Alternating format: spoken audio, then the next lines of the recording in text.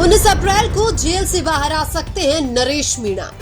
धीरे धीरे ही सही, लेकिन सरकार भी ये मान रही है कि समरावता गांव में प्रशासन ने किया था अत्याचार। समरावता थप्पड़ कांड के मामले में एसडीएम और कलेक्टर के उल्टे दिन हो सकते हैं शुरू। समरावता थप्पड़ कांड के मामले में अब नरेश मीणा के बुरे दिन खत्म होने वाले हैं। उधर दूसरी तरफ एसडीएम, कलेक्टर और पुलिस प्रशासन अब ज्यादा दिन कानून से बच नहीं सकते हैं। अब तक समरावता थप्पड़ कांड की जांच चल रही थी, जिसमें ये स्पष्ट नहीं हो पा रहा था कि असली गुनहगार कौन है, क्योंकि अब तक आम जनता के अलावा सब कुछ नरेश मीणा के खिलाफ था, तो नरेश मीणा को ही गुनहगार बनाया जा रहा था। अब सामने चाहे कलेक्टर हो, चाहे एसपी हो, चाहे एसडीएम हो, जिन्होंने भी अपने पद का दुरुपयोग किया है, सबको सजा मिलेगी। और यह बात बिल्कुल साबित हो चुकी है कि एसडीएम और कलेक्टर ने अपने पद का दुरुपयोग किया था। पुलिस प्रशासन की भी सुरक्षा करने की जिम्मेदारी थी, लेकिन उन्होंने भी गांव वालों के साथ अत्याचार किया था। यह भी अपने पद का दुरुपयोग है। और यह बात हम नहीं बोल रहे हैं, बल्कि राष्ट्रीय जनजातीय आयोग बोल रहा है। और राष्ट्रीय जनजातीय आयोग भी इस पूरे मामले की निष्पक्ष तरीके से जांच करने के बाद यह बात बोल रहा है।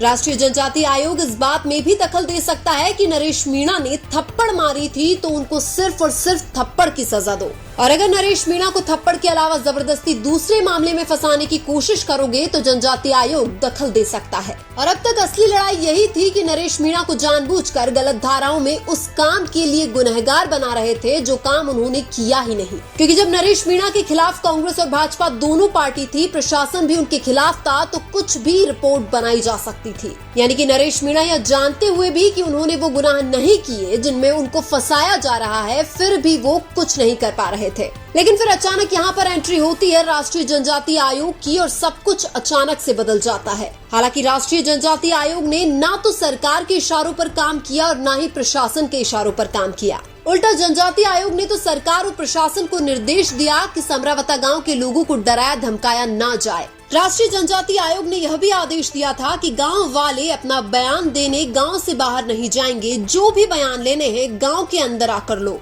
यानी कि राष्ट्रीय जनजातीय आयोग को भी पता था कि अगर ग्रामीण लोग बाहर जाएंगे तो डर सकते हैं और अपने बयान बदल सकते हैं। और यहीं से प्रशासन और सरकार के प्लान उल्टे पड़ गए। उन्होंने ग्रामीणों को डराया धमकाया, लेकिन उनके बयान नहीं बदल पाए। हालांकि पहले नरेश मीणा के साथ सिर्फ आम जनता थी, लेकिन अब राष्ट्रीय जनजातीय आयोग का साथ मिलने से नरेश मीणा को मजबूती मिली है। राष्ट्रीय जनजातीय आयोग के इस केस में दखल देने से नरेश मीणा को अपने गुनाह की सजा तो मिलेगी, लेकिन किसी और के किए हुए गुनाह की सजा नहीं मिलेगी। अब नरेश मीणा की अगली सुनवाई 19 अप्रैल को है, तो नरेश मीणा के पक्ष में सकारात्मक फैसला आ सकता है। हालांकि पहले ऐसा लग रहा था कि सरकार एसडीएम, कलेक्टर और पुलिस प्रशासन का पक्ष ले रही है, लेकिन अब सरकार का रवैया भी बदलते हुए नजर आ रहा है। अब सरकार भी प्रशासन पर कार्यवाही कर सकती है, क्योंकि अगर सरकार ने समरावता गांव वालों का मुआवजा मंजूर किया है, इसका मतलब है कि सरकार ने ये मान लिया कि उस गांव में अत्याचार हुआ था। और अगर समरावता गांव में अत्याचार हुआ था, तो जिन्होंने भी अत्याचार किया उनको सजा भी सरकार ही देगी।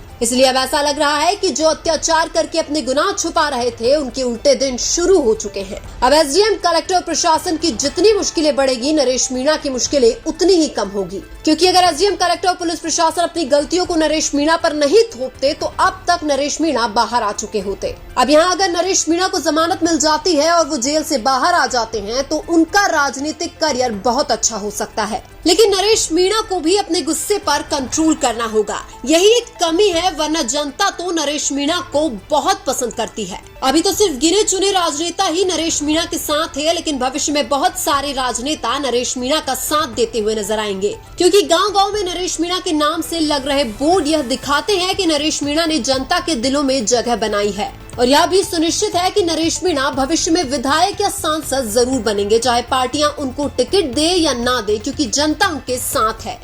लेकिन आप किसके साथ हो, नरेश मीणा के साथ हो या एसडीएम, कलेक्टर और पुलिस प्रशासन के साथ हो, कमेंट करके जरूर बताइए।